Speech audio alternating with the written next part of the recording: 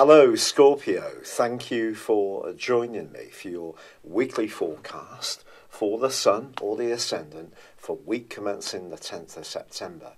And you could enter into this week in tremendously enthusiastic spirits. This is because the new moon, which occurred late last week, and the arrival of Venus in your zodiac sign can really catapult your desires to have a happier, more fulfilling and much more optimistic future unfold for you. But the ironic thing was that although the new moon fed into that wonderful alliance between your modern ruler of Pluto, which is in your sector of thoughts, and also of Jupiter in your own sign, which of course is very much about go-getting and at times sheer good fortune, especially in this particular alliance, it also was in an opposition with Neptune. Now that's much more complex, and if you're not quite so clear about the joys and the hopes and wishes you have for your future, it could in some way be linked to your love life. A lack of fulfillment or confusion around that important area of your situation may be something that has been on your mind as Venus made its way through your 12th solar house. But even if there has been some uncertainty, this can be a new beginning for you. But Venus now is in opposition with Uranus, the planet of surprises, in your opposite sign for the rest of this week. Furthermore, your traditional ruler of Mars is moving back into Aquarius midweek and is going to T-square this particular opposition. This is quite complex. If there is a relationship that you've been thinking a lot about, that there may even have been confusion about, that there's another part of you that wants to dream of a better, brighter future, this could be the week when you decide that you are going to go for a much more independent route. And if that's the case, it might not necessarily be an absolutely painless transition. But transition is definitely written all over your chart, Scorpio. And one of the things with your zodiac sign is you tend to stick with things for the long term. You're fixed. But when change comes, it tends to come in the most huge ways. And this could be one of those weeks which primes that, because the Sun is going to be forging a link to Pluto, the planet of truth and transformation, all of this week. So this can see some very intense conversations, some very meaningful chats. You can see you really thinking about your values, checking out whether you're getting your needs met, whether your expectations are really being met. And if they're not, I feel that you could become more defensive because of Mars moving into your sector of emotions, where it's going to resume its battle with Uranus, which first began in the second week of May. Now these two are going to be in conflict through to the 26th of this month, and Mars is going to be in Aquarius through to the middle of November, then moves into a much more positive location for you, into the sign of Pisces. And of course Uranus is going to retreat back into the sign of Aries at the start of week 2 in November. So I do feel through to the 26th there is going to be the potential for a degree of tension around relationships if you're not getting what's in your mind's eye. But of course we all know that we can set incredibly high expectations. They won't necessarily be met. We have to be realistic at some level. But Mercury is also going to be going opposite Neptune later this week. So don't necessarily believe everything you're told at absolute face value. Yet by the weekend, Mercury itself joins in with Pluto and with Jupiter in the most positive of ways. So I feel that this can be a time that newness sweeps into your relationships in a very positive way, but it could cause some chaos, some alterations. Just being really honest, this is a bit like the Tower card, if you like, in the tarot. But the Tower card, even if we can find it quite scary at times, it always is an opportunity to respond in a more dynamic way, particularly if you have been clinging on to something that just isn't working. But if you're single, I think this can be a hugely exciting time for you. And someone could come into your or enter your orbit who really makes your pulse race. There could even be more than one person. It's been a real pleasure being with you, Scorpio. Thank you for joining me. Good luck. I'd love it if you would like or comment on this video, or if you've yet to do so, please do subscribe to my channel. Thank you. Hello, Scorpio. Thank you for joining me for your monthly forecast for September. I am sorry that I'm delivering this forecast a little late than ideal. It's really lovely to be with you. And this month has lots of excitement for you, not least that Jupiter, the planet of growth in your sign, is going to be angling up superbly well with Pluto, your modern ruler, which is in your sector of communication. Speaking of communication, Saturn has been tracking backwards for 5.5 months in this area too. So although there is opportunity with Jupiter and Pluto to take the initiative, to be more creative, to believe in your ideas and the exchange of them with others, Saturn probably at times has seen you feel a little tongue-tied over that last half year.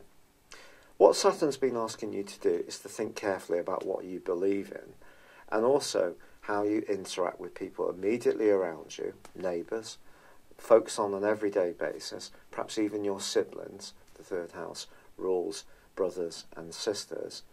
But it's also about your ideals, it's about technology, it's about your everyday thinking, the third house.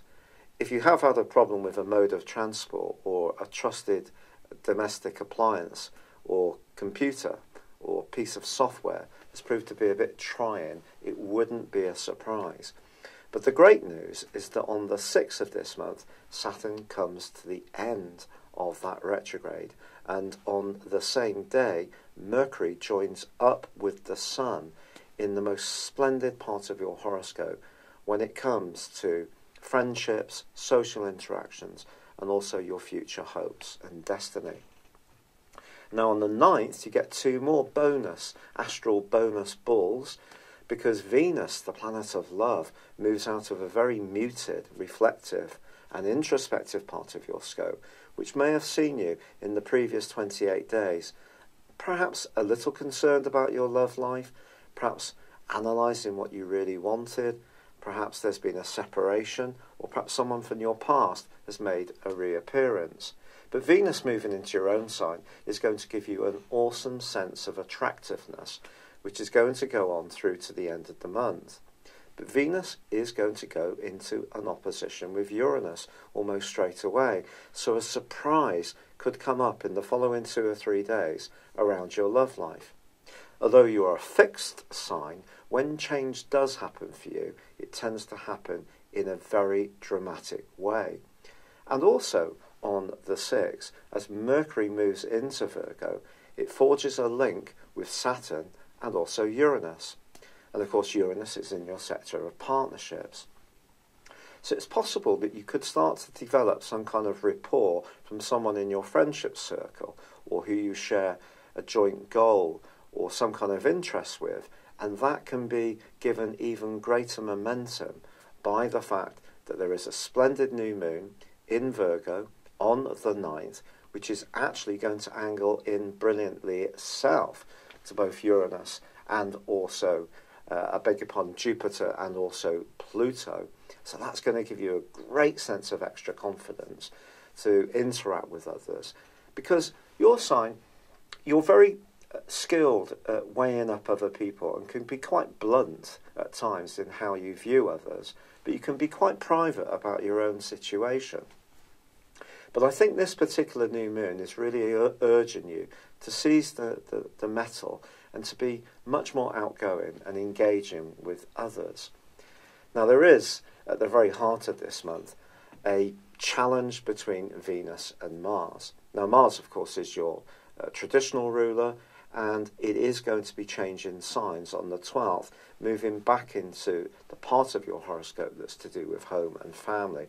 But that then recommences its right angle with Uranus, which has been going on, off and on, since the 2nd week of May. Although the retrogrades have had a huge impact on us all, there's no doubt about that, I do think this particular aspect has been at the heart of a lot of people's frustrations since that time.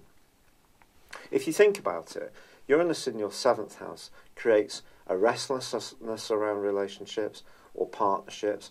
At times you may want to be up close and personal, at other times really embrace your sense of freedom and independence. And Mars in your 4th house can make you a bit defensive, rush to judgment, be a bit more impulsive about emotional interaction. So the two together could have at times seen you quite outspoken, and this may have also seen other people find you a little prickly, if you don't mind me saying so. Or perhaps it's you who's found others prickly, and your natural sensitivity has not been matched by others. But I do feel that the overwhelming energy of that new moon and Venus joining with your sign, which if you're single is fabulous because you may decide to give yourself a glamorous makeover.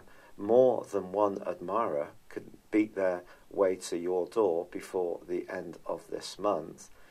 And it's a sense of excitement, I feel. And also with Jupiter and Pluto cooperating so well, I think this is a time to be a bit more attacking in your approach to life. You know, in terms of football tactics, I'm talking soccer here, but it may be the same with American football. I'm not sure because I'm not so aware of gridiron. But certainly in soccer, we can play the game very defensively, park the proverbial bus, and maybe we can squeeze out a 0-0 draw or a 1-0 win, but it's not very inspiring to watch, and it's not very inspiring to play. But I feel, in general, you can be quite cautious towards life. And I totally understand it because I've got loads of Scorpio. But I think this is the time to be a little bit more trusting. And even if some people do disappoint or let you down, give it a whirl. See where it takes you, Scorpio. Certainly in the first 2/3 of this month. Now, in the last third of this month, I do feel that you may naturally want to retreat back into yourself a little bit. Have a little more time to just reflect on what's really what. But even then, from the 11th through till the 17th, there's a fine link between Venus and Saturn. And if there is someone around you that you really do bond with and feel a sense of kinship, it could be a relationship that's going to stick around for some while, whether it's a friendship, getting on well with a colleague, or even something a little saucier. But once Mercury moves on the 22nd, along with the Sun the 23rd, then there is a change of dimension. This is your time of the year to just reflect on what's happened in the previous 12 months. So it's almost like your December, really, and your January the 1st is when the Sun is going to enter into your sign on the 24th of October. But on the 24th of September, we do have a very, very potent full moon. This full moon is going to occur in Aries, which is a quincunx to your sign. A kind of bus stop conversation. It's not absolutely harsh, but it's not absolutely compatible. But the key is that there is going to be a clash between Saturn and this particular full moon. And I think it's possible in the following 2 weeks from the 24th, so that takes you into the first week of October, that you could get a bit frazzled, a little bit stressed out if people aren't very genuine, there's any issues of trust, or you find that the effort that you put into situations, which I'm encouraging you to do earlier in this month, there may be some losers, not everything may go exactly to plan, and only you can decide what to do. It's not down to me, it is down to you. I'm just telling you that the planets are particularly auspicious in their own way earlier in the month in September. But I think this full moon is a challenging one. It could make you a bit nervous, a bit revved up. It could see you trying to do too much, almost be too virtuous. So try to slow things down.